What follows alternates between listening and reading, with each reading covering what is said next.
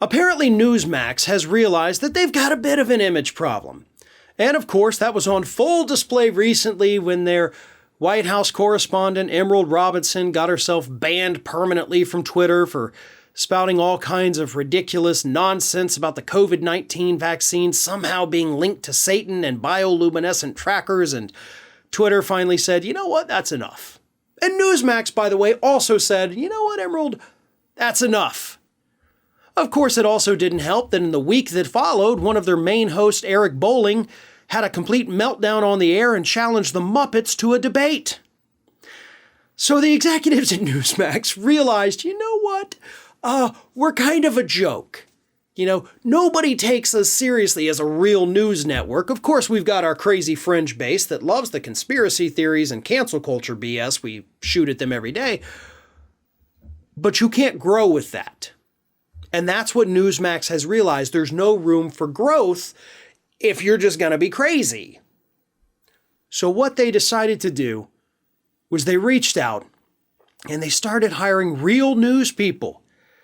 People with experience in hard news, not just crazy opinions about puppets. But unfortunately, according to a recent report from the Daily Beast, they're not exactly tapping the best well. Because they're going after people from Fox News.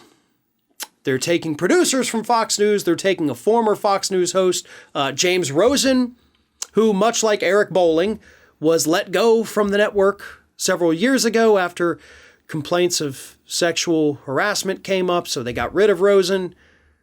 And now Newsmax says, well, come on over, Rosen. You'll fit right in with Eric Bolling, who was fired from Fox News for similar accusations. So, you know, there's that. But they're bringing him in because Rosen was a so-called straight news person at Fox News.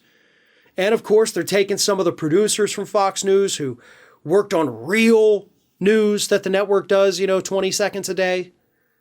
And they think, all right, this totally solves our image problem. We grabbed some people from Fox News that weren't completely nuts, and now we're a legitimate news network. Well, no, that's not exactly how that works. And of course, Newsmax has been trying to pull producers from Fox News for over a year now. I mean, hell, we talked about that earlier this year, that Newsmax was trying to poach all of these producers from Fox so that they could give the appearance, of course, that they were totally a legitimate news network. But it's going to take more than hiring 3 people, which is the total number of people they've hired from Fox News now, to really revamp that image. And I know, you got Emerald Robinson off the air. You don't have to worry about her crazy tweets anymore.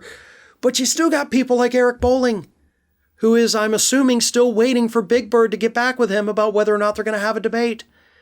Actually, I think it was technically Miss Piggy that he challenged to a debate, and I really wish I was making that up.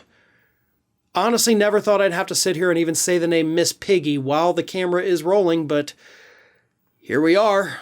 That's Newsmax for you. And it doesn't matter who you hire at this point. Hell, you could hire Dan Rather. And it's not going to fix your network. You built an audience that tuned into you because they wanted the crazy. They wanted the pro-Trump propaganda. That's what you are. A leopard can't change its spots, Newsmax.